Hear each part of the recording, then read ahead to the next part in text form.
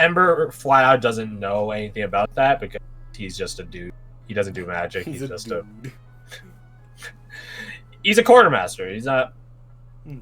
He distributes it. He doesn't make it. A smithy. He does point in the way of R&D. I think still like 50-60% R&D is still missing. They got called for basically the people that have any slight talent or capacity for more I call it military or maybe siege or that sort of field of destructive capability was called out, which as it turns out that's like 60% of the fucking R&D department, and they didn't explosives. So yeah, when it comes to something like that, you ask around in R&D, not really having too much. Like, you don't know who these people are. And in fairness, most of the party doesn't know who most of the R&D department is. And like 4 of them. It can be done, not quickly, and you would have to like come by multiple visits for them to sort of, I might say, calibrate it to you, because sorcery is based depending on the person and the type of magic. So it can be done. It's just that it would take a bit. And would cost a bit. Okay. Yeah, I would sort of like try and get an idea of what's involved, a checklist of things to look out for if they need any sort of material components. Crystals that have a high capacity for storing energy or gems, specifically crystals or gems because of your facet of sorcery, which is earthen based. The more natural it is, the better. That's not to say uncut when it comes to gems and stuff like that, but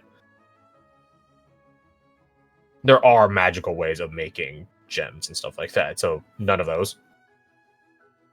Something more naturally based, and if possible, if it has had interaction with like a long-term, quote-unquote long-term, that's a subjective term, but a long-term interaction with ley lines, like the gem itself was mined from a vein which was built, which is like in the earth above a ley line or on a ley line. Okay. Something that has already etched it with magical capability. It would make the process easier, but if not, they could just tap in some sigildry onto it to make it better at holding energy. But again, obviously, ley lines are pretty natural to the world itself as well, okay. So it's more helpful. Is there anyone at R&D who is capable of pinpointing where there are ley lines near Driftweaver's Bay? Or where the nearest one from Driftweaver's Bay would be? In R&D, in terms of like research, or if they in terms of R&D, in terms of researchers themselves, no. The acquisition teams would definitely have it. Okay, so if I were to say drop some gold with someone at acquisitions, would they be able to look into the matter for me? You run into Lucy. I don't think you've ever met Lucy as one. No. So you tell her who she is, and she seems like a pretty jovial sort. She's got nothing else to do. She can do it for you, or go on to whatever expedition you want. Okay, yeah, I would ask her to help out, and sure. Ask if she wants any sort of payment for her help. She doesn't dismiss a fan. You're a friend of theirs, so you're a friend of mine. You have my gratitude. Thank you. No problem. Of course, you gotta get back from the Feywilds first. So good luck with that. I'll need it. Thank you. She does like a finger again and a wink at you. Good luck. I don't know what this means, but good luck to you too. The finger again. It's a pistol. I get it now. Yeah. Nice. Yeah. Good luck, though. And then you set out. Yeah, do like an imaginary tip of the hat. She does a bow A short bow. More like a nod, I guess. Yeah. She can look into it while you guys are gone. I'll probably do some rolling behind the scenes for that. It's not that hard. Yeah. A location for which to dig at some point in the future. This is my request. Yeah, that's certainly doable.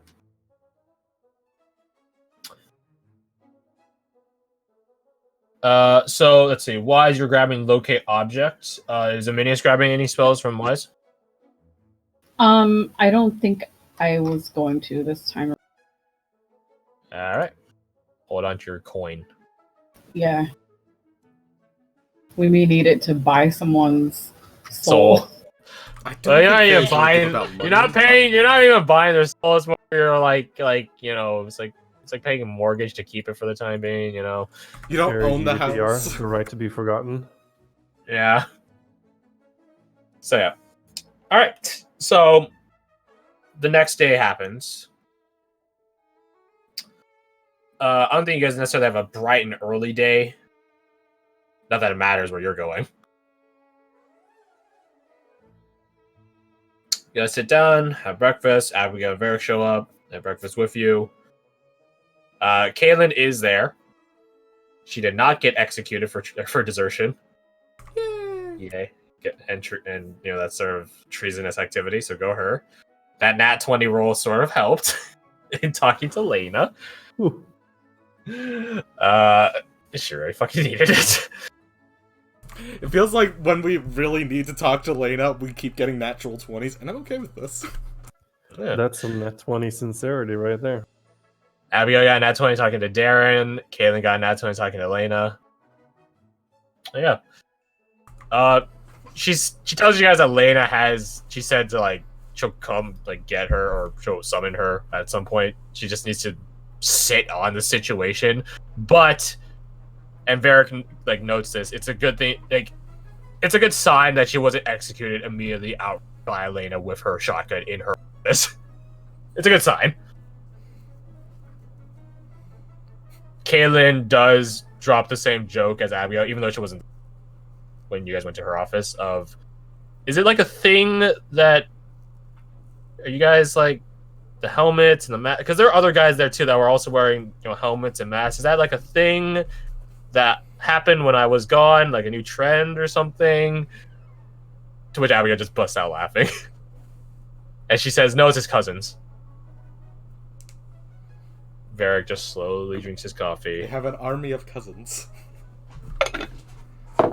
I think it has a nice layer of mystique.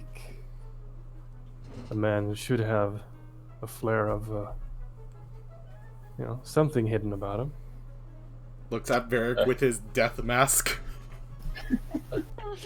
I prefer a layer of protection more than mystery. Come on, let's go to Expedition HQ. The two can be the same thing. Fair enough. You guys head over to Expedition HQ, and you guys head on over Darren's abode. Real quick, while we're heading over there. Yes. I'll try to keep this brief. Sandra would get Wise's attention. It's I don't know, tap her on the shoulder or some shit. You guys are in R&D and you stop her. Soup? I don't do sappy and sentimental, take this thing. And she hands you a little thing that I should have prepared ahead of time. Oh. Boop, bop. A gift for moi? There. Oh, you shouldn't have. I threw it in the art nook. It's a little badge. Ooh, cute. Yeah. I haven't... And that shall be my reaction in-game. I haven't had a lot of people in my life that would make a literal deal with the devil to save it. In fact, more than likely it'd probably be the opposite end of the spectrum, but let's not worry about that one. I mean... So... do it again. Alright, thank you for the cool little badge. Yeah. Does it mean anything, or is it... it has sentimental value, and I guess you could count it as like a IOU, my literal life kind of thing. Well, who knows? Maybe I won't make payment, and this time next year it'll be deed. So we'll see. Yeah. Also about that, and she grabs like a small chest or something, like she would be holding in her bag, and hands that over, and it has about 10,000 gold in it. Oh, motherfucker! For me? I figure you risk everything. I could pay off at least part of it or something. Well, I think this will definitely help, actually. So thank you. I mean, it's my own mess, so I'll figure it out. But this definitely helps. I'm not gonna turn it down. Hell no. It's our mess. She throws her arm over your shoulder. Hey. Sorry. Anyways, Varric's waiting over by the door when you guys hear him shout out. Boy, you guys are done. We're having a powwow, okay? Let us have our powwow. Don't give Darren more hope to crush before we step into the room. Come on. Here it is. I shall put the big thing in my pocket. Oh, I'm assuming I've got a bag, so I'll shove it in there.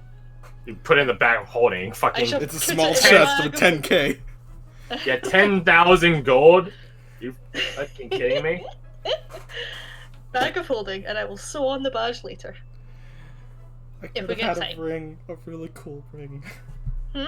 Nothing. Don't worry about it. I mean, I could just patch it on you when we get there if you want. Abigail goes. Oh yeah, you can sew shit. Yeah, please. That's sort of literally how I met you guys. Yeah, when you guys came to me nearly She, buck like- naked in destroyed clothing. Yeah. She co-owns a tailor shop. Yes, she makes. Is that how you meet all your friends? No, just this batch of misfits. And- memorable. And this one. She throws a thumb over at Varric. What the fuck? I wasn't buck naked. No, but you're looking for clothes. As most people do when they go into a tailor shop. Yes, but did you have clothes on at the time you went in? I was. Fucking hope so. You guys hear Darren shout from inside the open door. Hurry up and get in. Yeah, it's Abigail saunters in. Sandra falls behind. Put away the badge for later. Zapatch. I'll bring up the rear. Mm. Isn't that a mini assistant? Yes. So, welcome back into Darren's space. You notice that it is different this time. It is the center area of it, the shelves and tabletops that normally clutter the space have been cleared and pushed aside. There is a summoning circle of some sort, a teleportation circle, a dimensional portal circle painted onto the wooden flooring. Forming, well, not fully forming, but dotting the circumference of the circle itself are mirrors. One for each of you, to be exact. Exactly enough. Because he knew Caitlin wasn't coming with us. Additionally,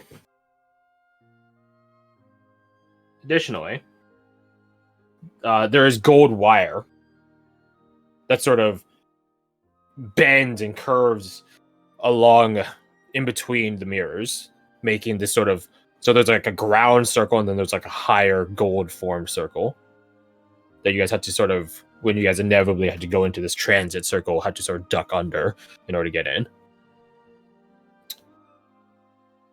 There's one other thing.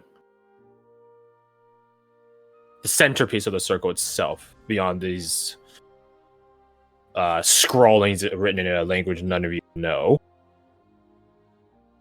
The centerpiece is a sealed, preserved bouquet of flowers. You know, sort of Beauty and the Beast desk. That just sort of sits there as a centerpiece on like a little stand.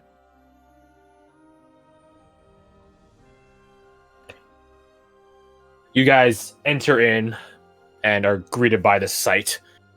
You guys go over to Darren, who's standing beside it. And he doesn't say anything for a moment as you guys just sort of eye the contraption itself. Wondering about it.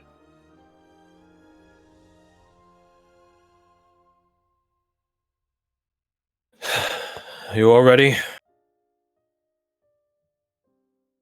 This has made quite a mess of my space. And has been a very teasing endeavor. So, you all ready? Ready as I'll ever be. Out of games, did he say teasing? Teasing. Weird choice of words, okay. Out of curiosity, see, because there's one mirror for each person, would that mean that we're all going to get split up when we go in? Allow me to explain. Mm-hmm. But step into the circle first. Sandra does. I suppose I'll follow in afterwards. Okay. Is there like a guys all- specific mirror for each of us, or is that irrelevant? Just pick one. You, my foolish, brave, adventuring, expeditioning friends, are going to travel to the Feywilds through the void itself. Oh. The dark space between worlds will be your guide. You'll be gripped by it and injected into the Feywilds at a place of its convenience, not of my choice.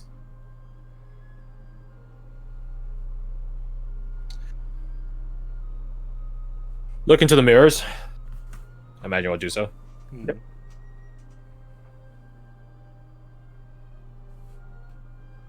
You guys just see yourself. You don't see anything else behind you guys. You don't see each other, the other mirrors, the rest of the room. Just yourselves and the bouquet, the preserved bouquet centerpiece. As well as the rest of the contraption. The scrawlings, the gold wiring, and stuff like that. But other than that, it's just you. But you notice that the you see in the mirror isn't... It's tinted, it's filtered. It has a sort of gray dullness to it. One that increases in magnitude as you get closer to the mirror. It goes from like this sort of dull, monochrome-esque filter to, as you get closer, your pure black silhouette. Some of you may not want to be near your mirrors. Some of you might look at it to investigate, and you guys note the differences. Darren continues. You'll be pulled through the mirror by your mirror shade. You'll have to meet them halfway at the mirror, though, and allow yourself to be pulled into it.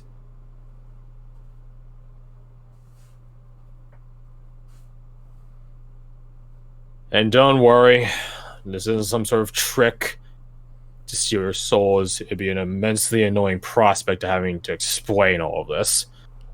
And I don't honestly care. Insight check for the hell of it. Sure. 4.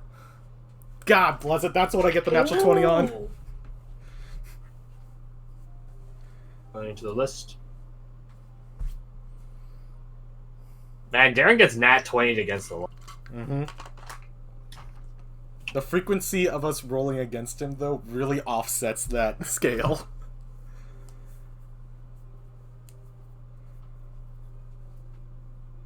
Added. He seems genuine. Darren seems to have his mind on other things, and even though as immense as this is to you guys in terms of your safety, you taking the next step in your guys' own adventuring capability, as well as, you know, going to another world, like all these big accomplishments that no one, like very few people in the world can claim percentage-wise. It doesn't seem like he particularly cares. Not overtly. His mind is on other things, his own things. You know, a somberness to him. Not trickery.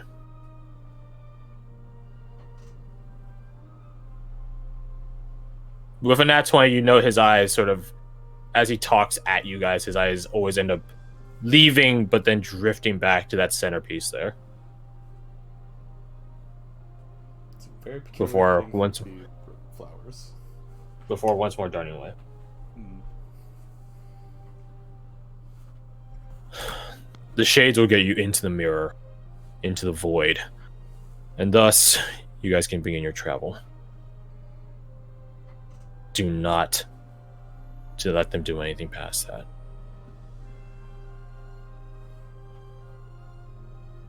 Do not follow them.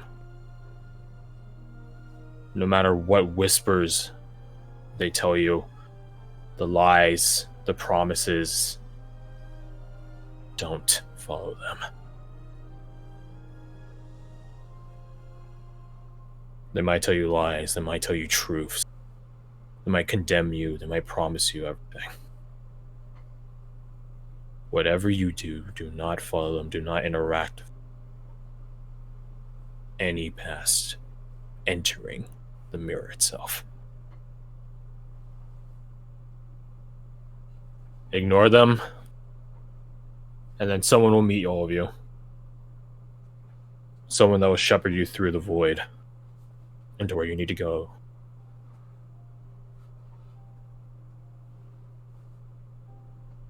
One of the only people I trust.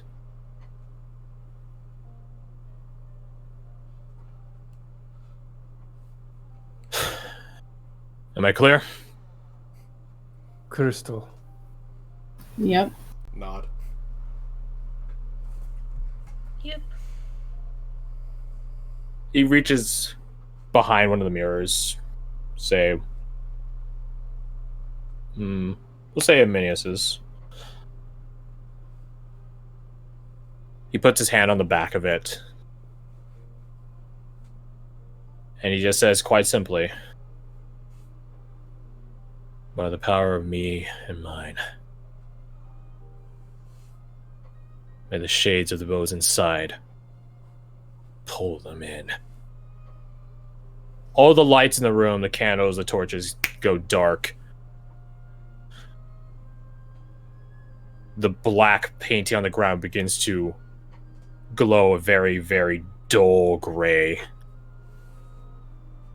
And the room is plunged into darkness. Not in the sense of there's no more light from the candles or anything, as in the room almost feels like the void itself. The gold wiring glows brightly, offering the only light in this place. That and the bouquet itself glows. Your guys' mirror shades step up to the mirror and put a hand on it, as if waiting to grab onto your hand, cross-fingered, embracing. They just all stand there waiting.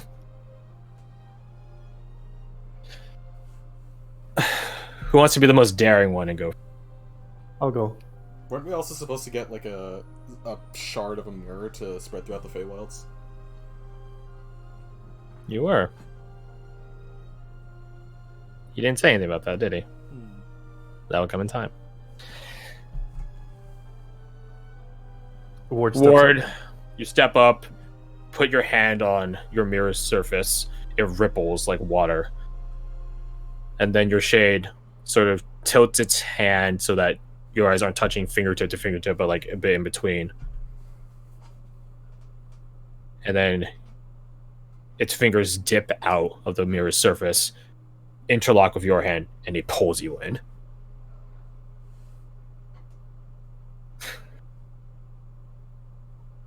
Who's next? Sandra. Same deal, except You note that it's your silhouette in its entirety. You note that your revolver, your Mirror Shade's revolver, has scrawling on it that is not the same as yours. Is it in the same language that she can't read? Yes. It pulls you in.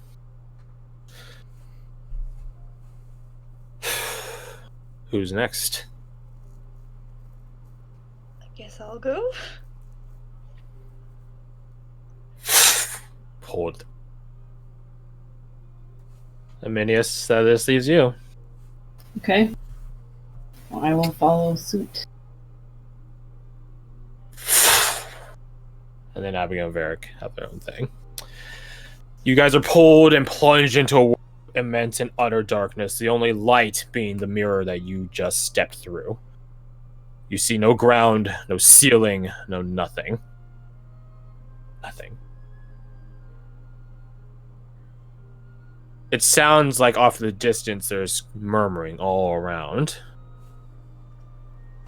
The void encroaching, you might interpret it as. Your mirror shade is visible by a golden outline, the same gold as the gold trimming. And they speak to you. Now I get to pull you guys into whisper chat. Dun, Yeah. dun, dramatic. Yeah. So let's start with the first one in. Ward.